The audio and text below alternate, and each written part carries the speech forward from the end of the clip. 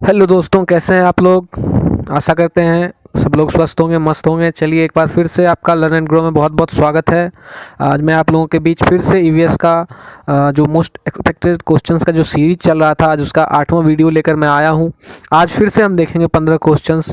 और चलिए तो शुरू करते हैं इस 15 क्वेश्चन को। पहला क्वेश्चन है आज हमारा, नेहरू इंस्टीट्यूट ऑफ माउंटेनियरिंग कहाँ स्थित है ना।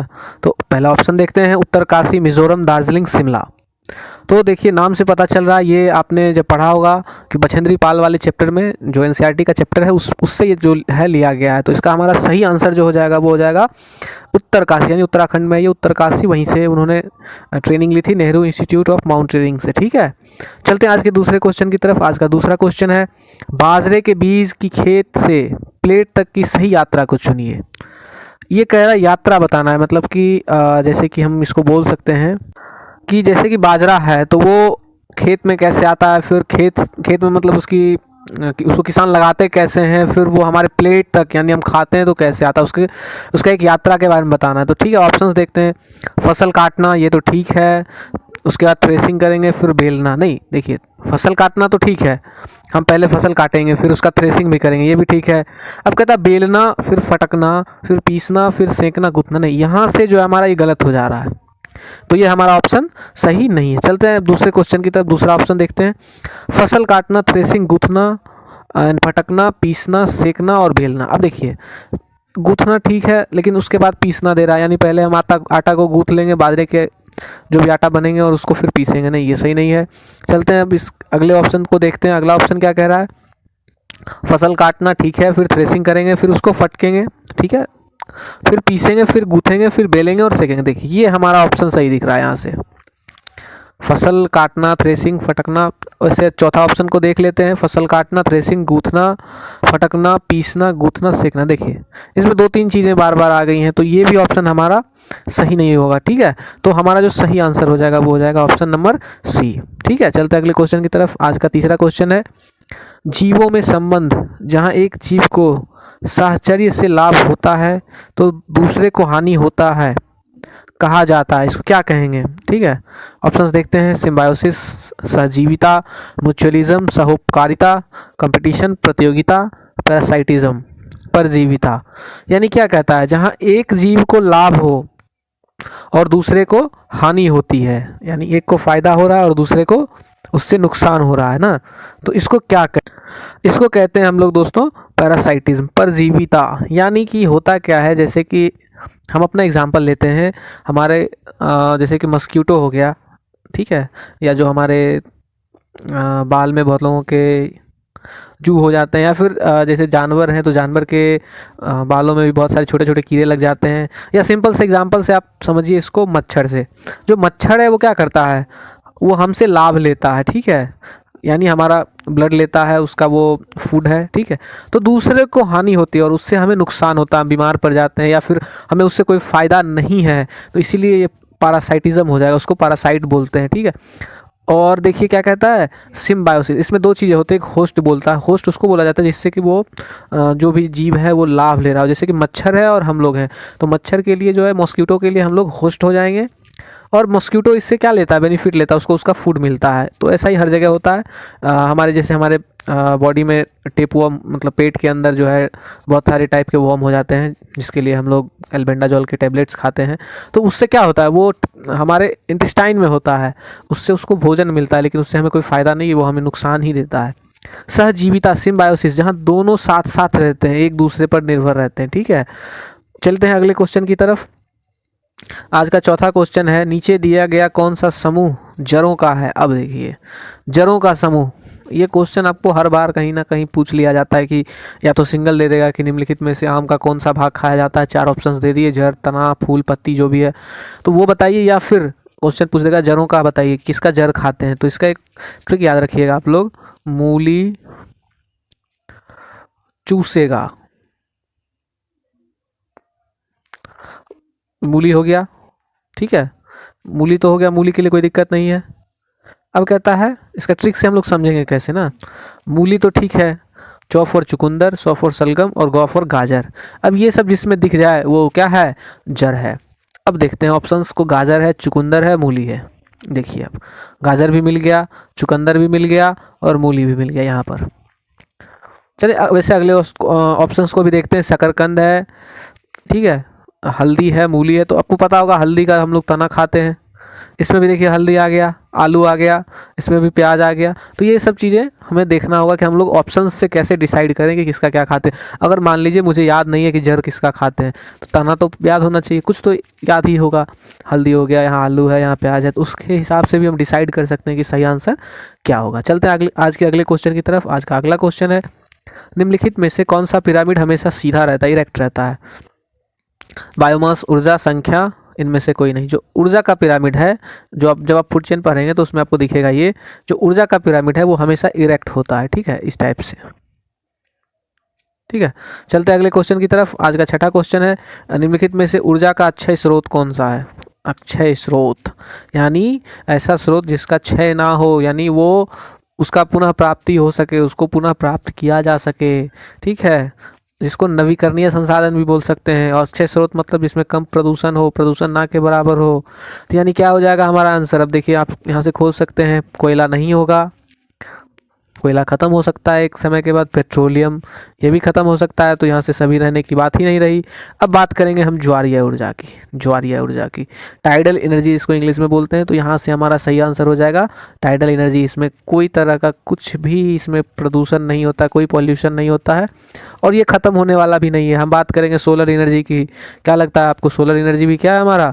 अक्षय स्रोत है। उसके बाद हम बात करेंगे विंड एनर्जी की ना, उसके बाद बात करेंगे हम जियोथर्मल एनर्जी। यानी ये सब जो एनर्जी के जो सोर्सेज हैं, जो इन फ्यूचर ख़त्म नहीं होने वाले हैं, यही सारे हमारे अक्षय स्रोत नाम से, अक्षय जिसका क्षय ना हो सके। ठीक है, चलते हैं आज के 7वें क्वेश्चन की तरफ। आज का 7वां क्वेश्चन है, आहार श्रृंखला में गिद्ध और लकड़बग्घा क्या होते हैं? फिर से बात आ गई फूड चेन की।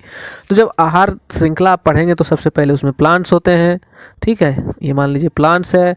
अब इसको खाने वाले अलग अलग तरह के, अब जैसा आप जाएंगे उस टाइप का देखेंगे। अब यहाँ आएगा फर्स्ट प्राइमरी कंज्यूमर, मान लेते हैं इसको हिरन ने खाया। इसको किसने खाया? तो एक इसको हिरन ने खाया। अब इसको किसने खाया? तो इसको बाघ ने खाया। तो ये हमारा हो गया सेकेंडरी कंज्यूमर, ये हो गया हमारा प्राइमरी कंज्यूमर। ये क्या हो गया हमारा? प्राइमरी कंज्यूमर, यानी फर्स्ट कंज्यूमर, ये सेकंड कंज्यूमर। इसके बाद कोई कंज्यूमर नहीं आता। अब बाघ मर जाएंगे, बाघ मरने के बाद इसको कौन खाएगा? तो गिद्ध खाएंगे, चील कौवे खाएंगे, ठीक है। उसके बाद फिर वो जो बच गया डिकम्पोज होगा, यानी अब गठन हो जाएगा उसका बैक्टीरिया और माइक्रो ऑर्गेनिज्म के द्वारा। फिर से वो मिट्टी में मिल जाएगा, फिर से वहाँ ह्यूमस का निर्माण होगा, फिर से उसको पौधा खाएगा। ये चक्र जो है चलता रहता है, ये जो चक्र है ये चलता रहता है। आप लोगों ने वाटर साइकिल भी पढ़ा होगा, तो ठीक उसी टाइप से ये भी। अब कहता है कि निम्नलिखित में से आहार श्रृंखला में गिद्ध और लकड़बग्घा क्या होंगे? अब देखिए इतना कुछ बता दिया गया तो आप समझ सकते हैं, प्राथमिक उपभोक्ता तो होगा नहीं, परभक्षी भी नहीं होगा, यानी दूसरे को खाने वाला नहीं। अपघटक, अभी मैंने बताया अपघटक में कौन आते हैं? अपघटक में सिर्फ और सिर्फ सूक्ष्म जीव, माइक्रो ऑर्गेनिज्म आते हैं, ठीक है, तो ये भी नहीं होगा। बात करेंगे मुर्दाखोर की। मुर्दाखोर मतलब जो मुर्दा मतलब मरे हुए जीव जंतु को खाता है, इसको बोलते हैं स्कैवेंजर इंग्लिश में। इंग्लिश में इसको क्या बोलते हैं? स्कैवेंजर, यानी जो मरे हुए जीव जंतु को खाता है, ठीक है। तो हमारा सही आंसर हो जाएगा मुर्दाखोर। चलते हैं अगले क्वेश्चन की तरफ। 8वां क्वेश्चन है, हरित गृह प्रभाव की प्रक्रिया के बारे में सीखने के लिए निम्नलिखित में से कौन सा उदाहरण सबसे उपयुक्त है? कौन सा उदाहरण सबसे उपयुक्त है? आप पढ़े होंगे ग्रीन हाउस इफेक्ट के बारे में। इसके कारण क्या होता है कि हमारे अर्थ का जो टेम्परेचर है वो गर्म रहता है, यहाँ पे गर्मी जो आपको दिखती है लगती है, इसी के कारण होता है। अब इसको समझने के लिए एक उदाहरण सबसे उपयुक्त पूछ रहा है। पहला कहता है गर्म दिनों में खड़ी कारें, समुद्र का स्तर बढ़ना। अब समुद्र का स्तर बढ़े ना बढ़े इससे हमें क्या मतलब है? कुछ भी मतलब नहीं है। वनों और वृक्षों का विनाश, ठीक है, एक मिनट के लिए सोचेंगे कि पेड़ और पौधे जो है काटे जा रहे हैं, तो उससे क्या होगा? यहाँ पे उससे क्या होगा? तो यहाँ पर ज़्यादा गर्मी बढ़ेगी, ठीक है, वर्षा नहीं होगी, सूखा आ जाएगा। तो ये ऑल तो होने से रहा क्योंकि हमने बी ऑप्शन को पहले ही काट दिया है। तो सही जो हमारा आंसर होगा यहाँ से सबसे सटीक जो है, सबसे सटीक जो दिख रहा है वो गर्म दिनों में खड़ी कार। अब इसको समझेंगे कैसे? इसको समझने के लिए आप इस तरह से समझिए, ग्रीन हाउस प्रभाव है क्या। आप जैसे कार है, आप कार के अंदर मतलब कार में आए बैठे हैं, कार जो है वो धूप में लगी हुई है, ठीक है, और कार का शीशा जो वो बंद कर दिया गया, आप और कार के अंदर आप बैठे हैं। देखें कुछ देर बाद जो है वो सूर्य का जो रेज है वो अंदर आएंगे, शीशा उसका जो भी है, डोर विंडो जो भी है, उससे वो अंदर आएगा और अंदर का जो टेम्परेचर है वो राइज अप होना शुरू हो जाएगा, इंक्रीज़ होना शुरू हो जाएगा। तो आप बहुत ज़्यादा धीरे धीरे देखेंगे कि गाड़ी के अंदर का जो टेम्परेचर है वो बढ़ रहा है। या फिर आपने गाड़ी को पार्क किया है, पार्क करने के बाद जब आप कहीं शॉपिंग वॉपिंग करके वापस आते हैं, उस गाड़ी में बैठिए जिसका विंडो पूरा लॉक हो, डोर बंद हो, तो आप देखेंगे कि उस गाड़ी में फिर गर्मी लगने लगेगी, आपको बहुत उमस जैसा एकदम लगेगा कि अचानक से टेम्परेचर वहाँ का बहुत ज़्यादा हो गया। ठीक है, चलते हैं अगले क्वेश्चन की तरफ। आज का 9वां क्वेश्चन है, किसी विशेष क्षेत्र में विशिष्ट रूप से पाई जाने वाली प्रजातियों को क्या कहा जाता है? एकदम नाम से ही स्पष्ट हो रहा, विशेष क्षेत्र में, विशेष क्षेत्र में, तो उसको क्या बोलेंगे? विशेष क्षेत्रीय प्रजातियाँ। बाकी इसमें कुछ देखना ही नहीं है। चलते 10वें क्वेश्चन की तरफ। अंडमान और निकोबार द्वीप समूह में किस वर्ष सुनामी आया था? ऑप्शंस देखते हैं, 2001, 2003, 2004, 2005। सही आंसर जो हो जाएगा वो हो जाएगा 2004। सन 2004 में यहाँ पर क्या हुआ था? सुनामी आया था। ठीक है, आप लोग कमेंट करके बताएंगे भुज में भूकंप कब आया था। बहुत बार क्वेश्चन पूछा जा चुका है, हमने भी कराया है, फिर से आपसे पूछा जा रहा है। चलिए चलते अगले क्वेश्चन की तरफ। आज का 11वां क्वेश्चन है, निम्नलिखित में से जम्मू कश्मीर के पड़ोसी राज्य हैं। अब बताइए जम्मू कश्मीर के पड़ोसी राज्य कौन कौन से हैं? दिल्ली, पंजाब, हिमाचल प्रदेश, उत्तर प्रदेश, पंजाब, हिमाचल प्रदेश, हिमाचल प्रदेश, उत्तराखंड। अब जो जम्मू कश्मीर है, इसके लिए आपको मैप को ध्यान रखना होगा। तो जम्मू कश्मीर के आस पड़ोस में कौन कौन से राज्य हैं? ठीक है, तो अब ऑप्शंस को हमें छांटना होगा। उत्तर प्रदेश होने से रहा, उत्तर प्रदेश तो हमारे बिहार के बगल में है। ठीक है, उत्तराखंड उत्तर प्रदेश के बगल में है। ये दो ऑप्शंस ऐसे ही चलेंगे। जब बात करेंगे दिल्ली की, तो दिल्ली भी तो आप देख रहे होंगे, मैप में याद होगा। तो हमारा सही आंसर जो हो जाएगा वो क्या हो जाएगा? पंजाब और हिमाचल प्रदेश। पंजाब और हिमाचल प्रदेश सही आंसर हो जाएगा, पंजाब और हिमाचल प्रदेश। चलते हैं अगले क्वेश्चन की तरफ। आज का 12वां क्वेश्चन है, गरबा किस राज्य का लोकप्रिय नृत्य है? देखिए बहुत ही इजी क्वेश्चन है, आसान क्वेश्चन है। गरबा है जो वो कहाँ का नृत्य है? गरबा जो है वो है गुजरात का नृत्य। ठीक है, तो जो सही आंसर हमारा है वो हो जाएगा यहाँ से गुजरात। ठीक है, अब आप लोग कमेंट करके बताएंगे महाराष्ट्र का नृत्य क्या है, झारखंड का नृत्य क्या है और उत्तर प्रदेश का नृत्य क्या है। आपका रिवाइज होगा। ठीक है, चलिए मैं एक बता देता हूँ। उत्तर प्रदेश का कथक है, कथक कली नहीं, कथक याद रखना है। कथक कहाँ का है? उत्तर प्रदेश का है। और भी है नृत्य महाराष्ट्र का, मैंने पिछले वीडियो में भी करवाया था, आज आप बताएंगे। चलते अगले क्वेश्चन की तरफ। आज का 13वां क्वेश्चन है, निम्नलिखित में से कौन से पौधे की पत्तियों का उपयोग सब्जी के रूप में तथा बीज से तेल प्राप्त किया जाता है? आपको बताना है कौन सा ऐसा पौधा है जिसके पत्तियों का हम लोग उपयोग करते हैं सब्जी के रूप में, तथा नारियल का पत्ता नहीं यूज़ करते हैं, सरसों करते हैं, सोयाबीन नहीं करते, पालक का पत्ती यूज़ करते हैं लेकिन इससे तेल नहीं मिलता। तो जो सही आंसर हमारा है वो हो जाएगा सरसों। सरसों के पत्ती से साग बनाते हैं। अब आप लोग कमेंट करके बताएंगे सरसों का साग, सरसों का साग कहाँ फेमस है? इसको ऐसे भी बोलते हैं सरसों का साग, सरसों का साग, सरसों दा साग मक्के दी रोटी। ठीक है, तो कहाँ फेमस है आपको कमेंट करके बताना है। चलते हैं अगले क्वेश्चन की तरफ।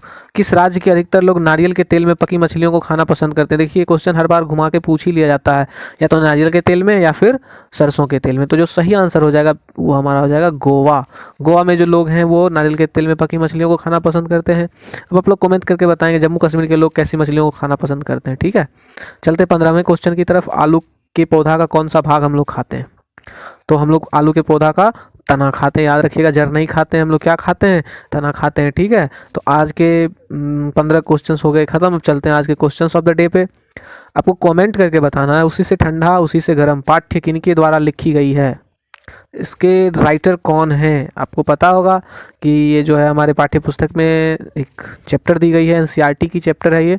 आपको कमेंट करके बताना है कि ये किनके द्वारा लिखी गई है, इसके राइटर कौन है। चलिए तो आज के वीडियो को यहीं एंड अप करेंगे। उससे पहले एक छोटी सी रिक्वेस्ट है कि इस चैनल को लाइक कर दें, शेयर कर दें, सब्सक्राइब कर दें, और कुछ भी क्वेरीज हो तो आप कमेंट करके बताएं ताकि आने वाले समय में मैं जो है और भी चीज़ों को सुधार कर सकूं। अभी हमारा एक छोटा सा प्रयास है। ठीक है, तो चलिए मिलते हैं अगले वीडियो में, तब तक बाय बाय, टेक केयर।